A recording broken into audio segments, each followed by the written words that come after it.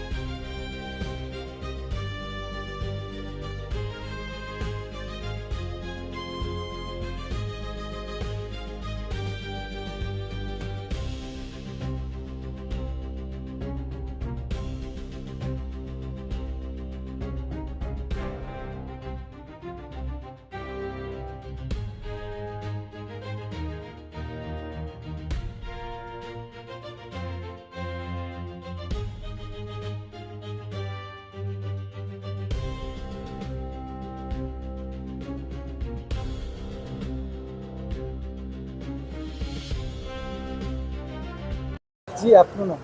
મારું નામ હર્ષિકા પાટીલ છે। મેં ભેસ્તાન વિસ્તારમાં રહું છું। 29 નંબર વોર્ડથી મેં ઉમેદવારી નોંધાઈ છે અને મારું સ્થાનિક જન્મ ઉછેર મારું ભણતર બધું જ ભેસ્તાનમાં જ થયું છે। મેં આમ આદમી પાર્ટીમાંથી ચુનાવ લડવા જઈ રહી છું। આજે શું છે અને આજે કઈ જગ્યા પર આવ્યા છો પ્રચાર કરવા? આજે અમારા મહારાષ્ટ્રનો તહેવાર છે જે અખાજી કહેવામાં આવે છે। ઘણા લોકો એને અક્ષય તૃતીયાના નામથી પણ ઓળખે છે। એમ જોવા જઈએ તો આજે બહુ મોટો પર્વ છે।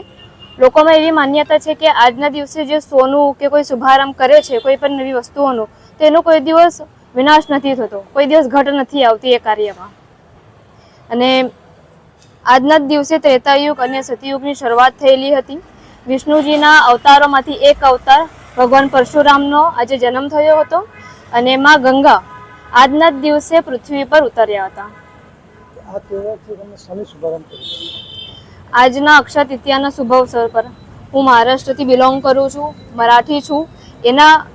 એના નિમિત્તે જે આજે રામેશ્વર નગરમાં જે શિવાજી મહારાજનું સ્થાન આવ્યું છે ત્યાં આજે પ્રતિમા પર પુષ્પ અર્પણ કરીને હાર ચડાવીને એમનો આશીર્વાદ લઈને મેં આજે અમારા પ્રચારની શરૂઆત કરી છે। કઈ કઈ સોસાયટીમાંથી આપણે પ્રચાર કર્યો છે અને લોકોનો કેવો પ્રતિસાદ મળી રહ્યો છે? મારો વિસ્તાર એમ તો બહુ મોટો છે। બમરોલી, અલથાણ, વડોદ, ભેસ્તાન દરેક વિસ્તાર વોર્ડ નંબર 29માં જ આવે છે। પરંતુ આજે અક્ષય તૃતીયાના નિમિત્તે અમે શરૂઆત આજે બમરોલી પાસેથી કરી છે, જે સુખીનગર, મરાઠાનગર છે, બાલાજીનગર છે, ત્યાંથી અમે શરૂઆત કરી છે। લોકોનો કેવો પ્રતિસાદ મળી રહ્યો છે?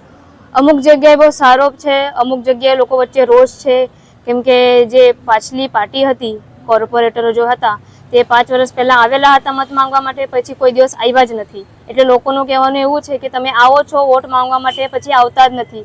કશેક ગટર ઉભરાય છે, રોડોની સફાઈ સારી રીતે નથી થઈ, રોડો અમુક જગ્યા પર બન્યા જ નથી। લોકો વચ્ચે એવી ઘણી નાની મોટી સમસ્યાઓ છે જે એ લોકો અમને કહે છે એમના માટે અમે દોષી છીએ, એમને એવું લાગે છે। જ્યારે દોષી કોઈ બીજા લોકો છે, કામ કોઈ બીજા લોકોના છે અને લોકો આક્રોશ અમને બતાવે છે। તમે જે રેલીઓ કરી એમાંથી લોકોને તમને શું કહેવા માંગો છો? મેં આમ આદમી પાર્ટીમાંથી છું। આમ આદમી એટલે જે સામાન્ય લોકો છે એની માટેની પાર્ટી। સામાન્ય લોકોના બહુ મોટા પ્રશ્નો નથી રહેતા, નાના નાના પ્રશ્નો હોય છે। સ્વચ્છ પાણી મળે, આરોગ્ય સારું રહે, એમનું સુવિધાઓ મળે, એમના બાળકો સારું ભણી શકે, એ એમના મુખ્ય પ્રશ્નો ફક્ત ને ફક્ત એ જ છે। એમને વધારે કશું જ નથી જોઈતું અને એ જ પ્રશ્નોનું નિરાકરણ લાવવા માટે અમારી પાર્ટી છે અને એ પ્રશ્નનું નિરાકરણ અમે લાવીશું, ચોક્કસથી લાવીશું। અમારું અધિકાર પત્ર અમારી જે ફેસબુક ચેનલ છે તેના પર અને ઇન્સ્ટાગ્રામ પર પણ મુકાઈ ગયા છે અને લોકોના ઘર સુધી પહોંચી ગયા છે। તો દરેક વ્યક્તિ એ અધિકાર પત્ર વાંચે, એમને સમજે, એક પરિવર્તનની શરૂઆત કરે। આજે નહીં બોલીશું તો હજુ 5 વર્ષ આપણે એ બધી વસ્તુઓ જોવી પડશે કદાચ તો એના કરતાં ખરાબ પરિસ્થિતિઓમાં જોવી પડશે. તો પરિવર્તનની જરૂર છે, અને પરિવર્તન ફક્ત અને ફક્ત આમ આદમી પાર્ટી જ લાવશે.